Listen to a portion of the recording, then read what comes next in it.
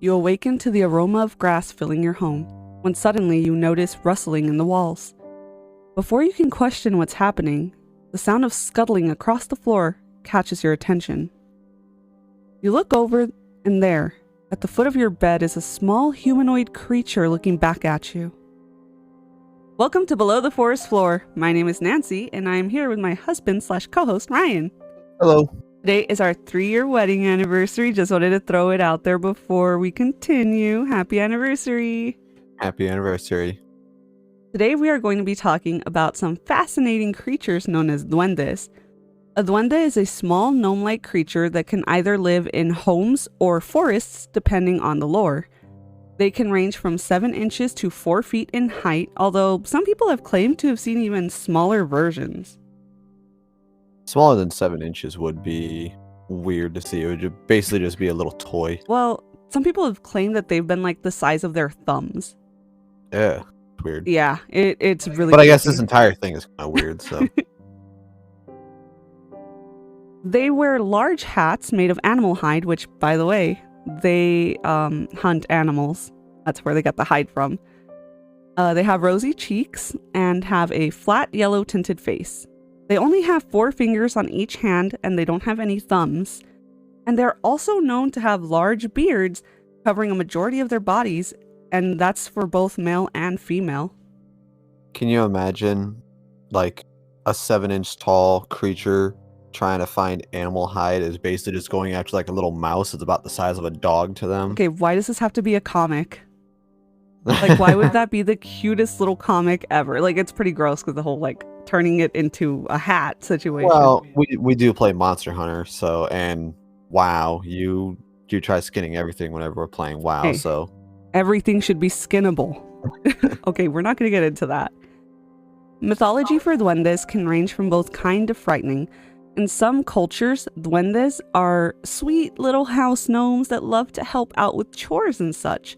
They love being given little odd jobs around the house, and they love being thanked with breadcrumbs and other crumbs of food that you leave out specifically for them. Like, you have to say, this is for you.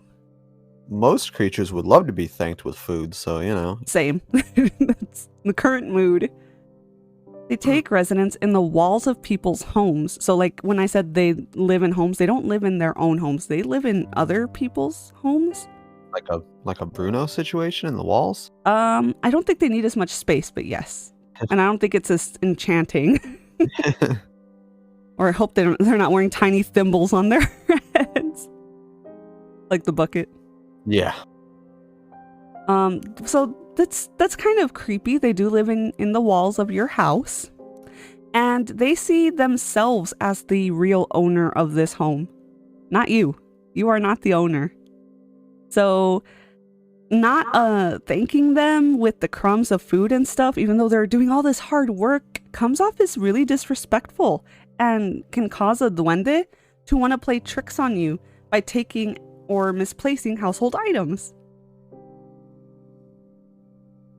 There's so many things that I could say about that part. What? It's just the fact of so many stories you hear about just like things just going missing in people's homes and the various different for lack of a better word that I'm getting right now, like excuses as to why it happened, you know? To be fair, duendes are a type of fae, and taking things from people is such a big part of fae lore. It was even in like the first episode of Charmed.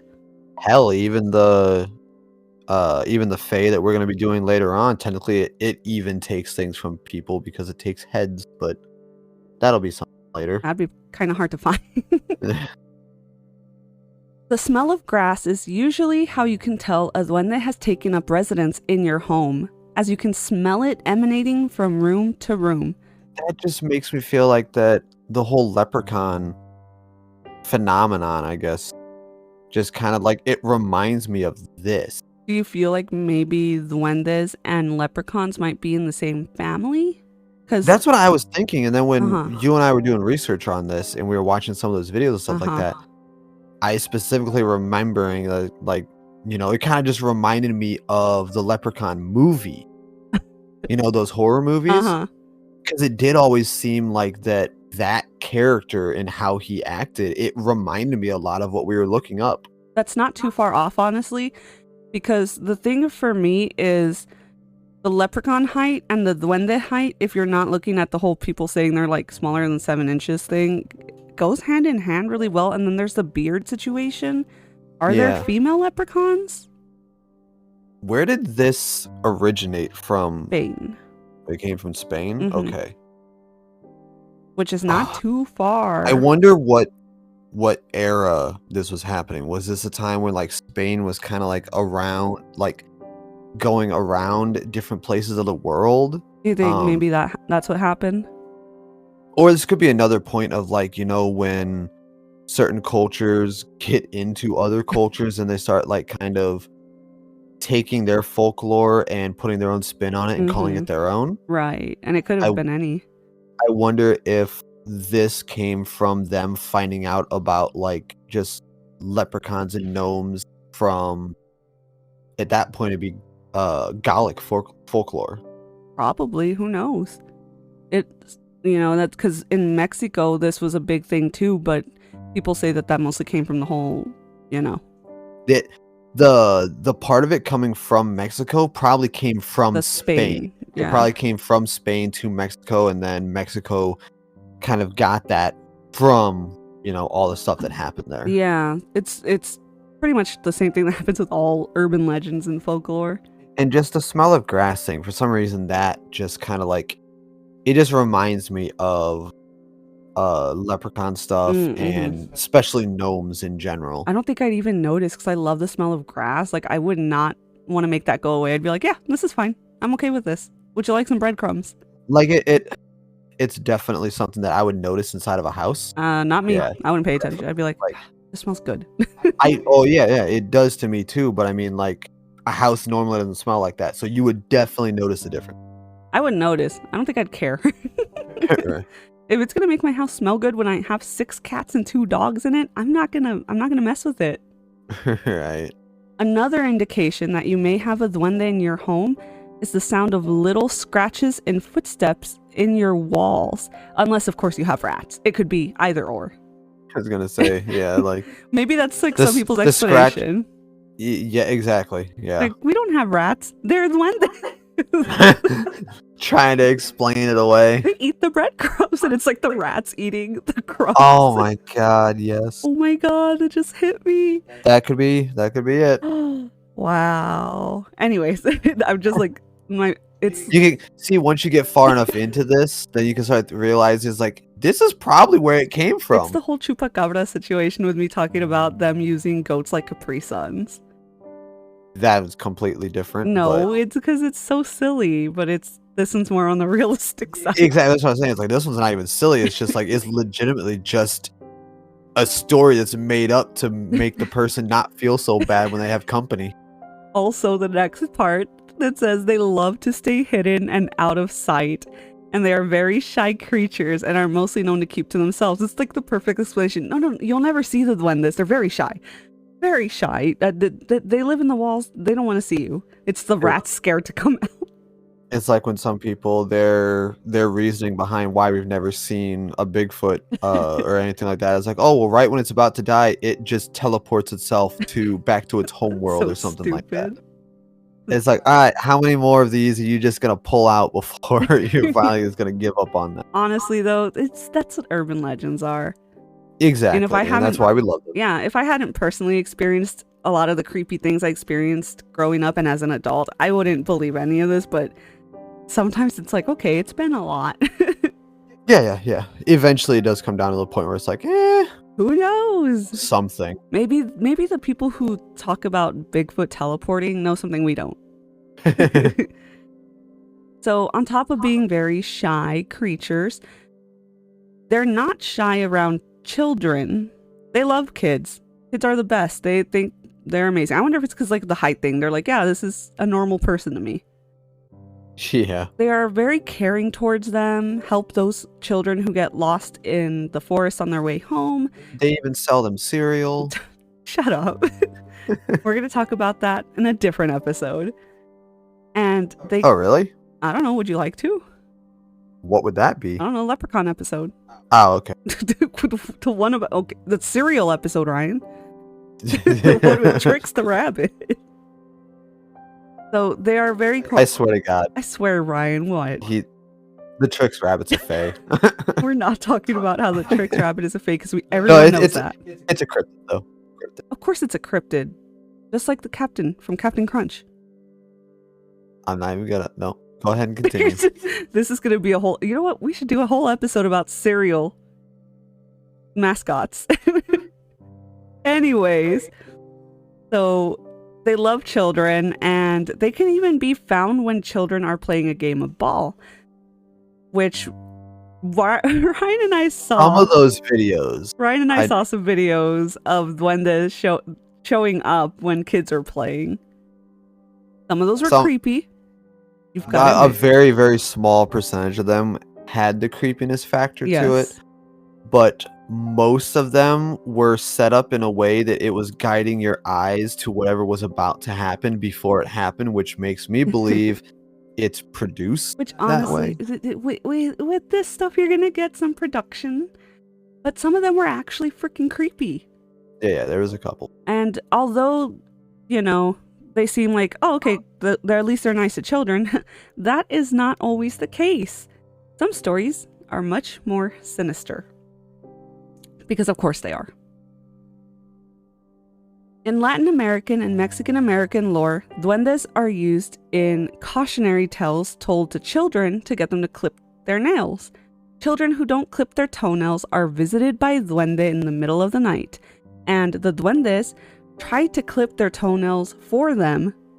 Unfortunately, this sometimes results in duendes accidentally clipping off whole toes. What? Wow. I know, it's terrifying. Well, then clip your own toenails. That's crazy. And they won't clip your whole toes out your nose. They won't clip your whole toes off.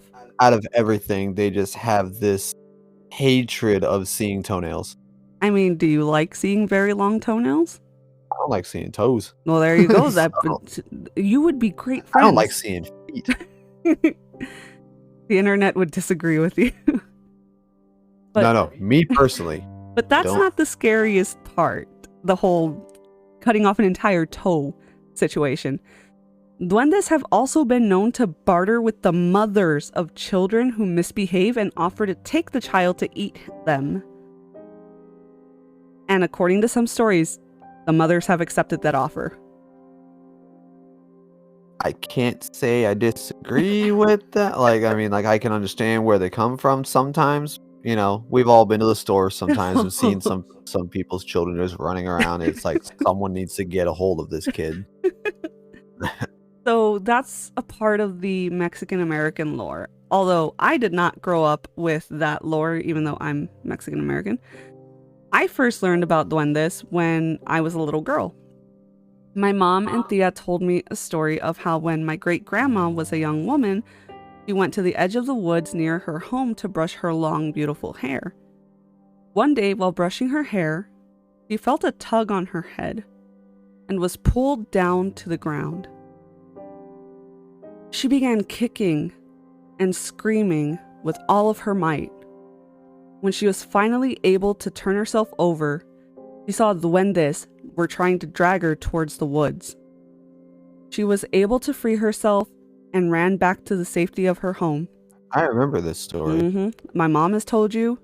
My tia has told you. Yeah. And it all came out the same, didn't it? It did. My mom hates scary things. Ryan can attest to this. Oh, yeah. When my brother and I were growing up in our haunted house, she wouldn't acknowledge anything creepy. Whenever we tried to bring up anything. Even if it happened in front of her. But when she would tell us this story, she had complete seriousness and fear in her eyes. It was alarming. Especially when my tia came to visit and my mom said, "Do you remember the story of Grandma and the Duendes?" And my tia would tell the exact same story my mom had, almost word for word. And even Ryan can now attest to that. Oh, yeah. Yep. We don't know how old my great-grandmother was when this happened, but my grandmother was born in the early 1930s. So if we go back a few years, it could have been around the 1900s to 1910s, which honestly makes this even scarier in my opinion, because that means she probably didn't have electricity in her own home. Right after being trying to be dragged away by duendes. Duendes can be found in many different parts of the world, mainly originating from Spain, Portugal, and the Philippines. In Spain, they are represented as house gnomes, where they help out around the home and see themselves as the owner, like I talked about earlier. But in Portugal, they live in the forest and whistle songs to lure children into losing their way home. And in the Philippines, they are both good and evil beings in different colors. I could just imagine the Portugal one where it's like, you know, ADHD is a thing, so whistling a song to a kid will definitely make them not be able to remember whatever the heck was in their mind at the time. I think that would happen to me too. I'm an adult. I hear some whistling, I'm gonna be like, oh, what's that? I'm gonna just start walking away from the path. I'm gonna get lost. Yes. A duende that is pitch black like a shadow is thought to harm and curse people who cross its path, although it can be reasoned with if you communicate respectfully with them. A white duende will help those who get lost in the woods. A green duende brings good luck to those who like to gamble. And a red duende is the most evil of all. They will never keep a promise to you and always betray those who trust in them. A friend of ours from the Philippines told us that lore states if you step on an anthill, that is how you anger the duendes, because that is their home. And those are the people that see the smaller than 7-inch duendes, I bet, because 7 inches is not going to live in an anthill. You know what? That's a little rude. They could. You don't know their living situation. These creatures... Be a giant anthill. Have you seen some of the anthills? Yes. I've seen some big anthills. Sir, a Barbie could live in there. Right. These creatures are categorized as a type of fae or fairy, just like brownies, elves, and gnomes. And I guess leprechauns. Yeah. Since Ryan brought it up earlier. They have many of the same qualities that many other fae have, like being tricksters, having a fascination with children. In some stories about fairies, you're never really sure what is done with the children that are taken. But with the duende, their intention is quite clear. Children are always turned into a meal. Yum. Fortunately, just like other fae, there are tricks to get out of trouble with them. Earlier I mentioned that they only have 4 fingers and no thumbs. Some lore states that if you are ever taken away or a duende is trying to abduct you, to hide your thumbs so they'll think you're one of them. Ask them to count to 5. They will promptly let you go for their mistake, and they'll even send you on your way. They'll be like, oh my gosh, I'm so sorry. You're one of us. I can only imagine that might be like a trick that they do toward each other as well, you know? What do you mean? Like, trick someone into thinking that one of the other ones is a human child and just grab him and drag him away. Oh my god. Like, haha, he was taken. What the heck? You look like a human. Wow. That kind of reminds me of Gravity Falls. A little bit, yeah. Well, which Gravity Falls has a bunch of stuff that is in a lot of our... True. We should do an episode on Gravity Falls sometimes. And their creatures. We basically are doing an entire series of things that are in Gravity Falls. Yeah, I guess. To keep duendes from stealing your precious objects, you must hide them and hide them well. If not hidden, the duendes will take the opportunity to hide your belongings, and the only way to get them back is to stop looking for them. That's when they show up. That's the excuse people use when they can't find things. I think they might have just hid them too well. I was going to say, if I try to hide something so well that when they can't find it, I'm not going to find it. Yeah. These tips for surviving an attack or tricks done by duendes are almost as old as the story of duendes themselves. But how old are the stories of duendes? Well, you can date the travel of the duende lore back to around the time of the Spanish invasion in Mexico. The Spanish colonizers told indigenous peoples like the Mayans about creatures like the duendes to cause fear in them.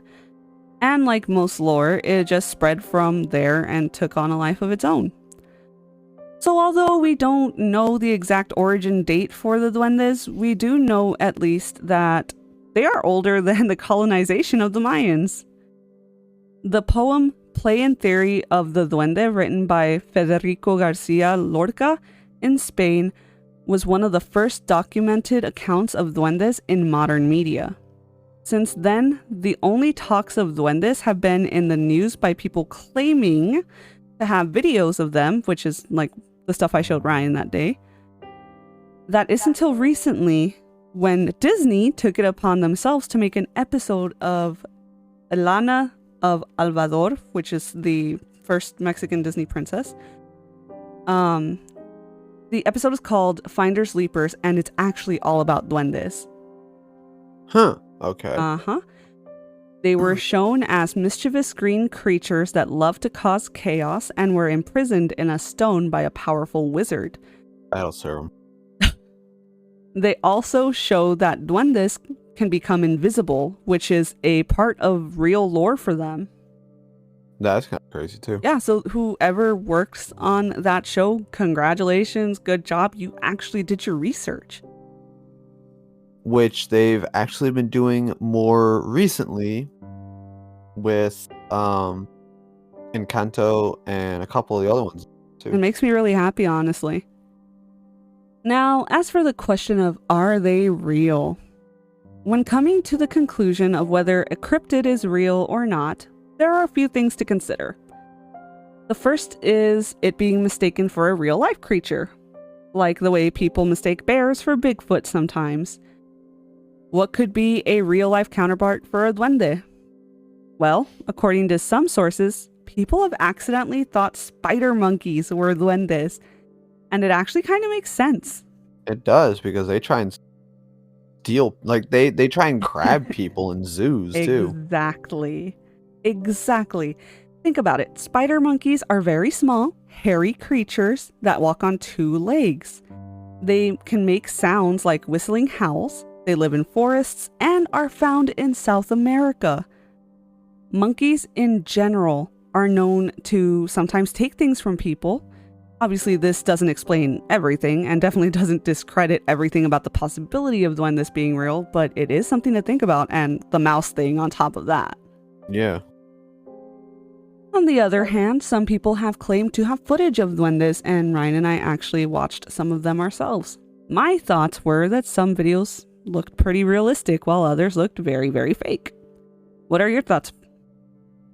Yeah, I've basically been making my thoughts public throughout this entire thing, but on the videos themselves, yes, a few of them I couldn't find a logical way to try and explain it at the time, other than just going back to someone with, wanting to try and do some type of CGI effect, because when it comes to really bad quality videos, it's fairly easy to throw a CGI. You could have no skill in CGI at all and make it look okay because you're dealing with a very bad quality to begin with. But most of them, like I said, it does seem like something was staged on there. But there were a few that were really good, and I hope that sometime we can find one that is more compelling. Do you think duendes are real in general?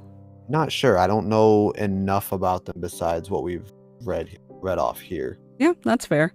I'm still not sure where I stand, but I do believe my mom's story. She's not one to make up something scary like that, because she doesn't even like it when it happens in real life. Well, whether duendes are real or not, they are welcome down here with us below the forest floor.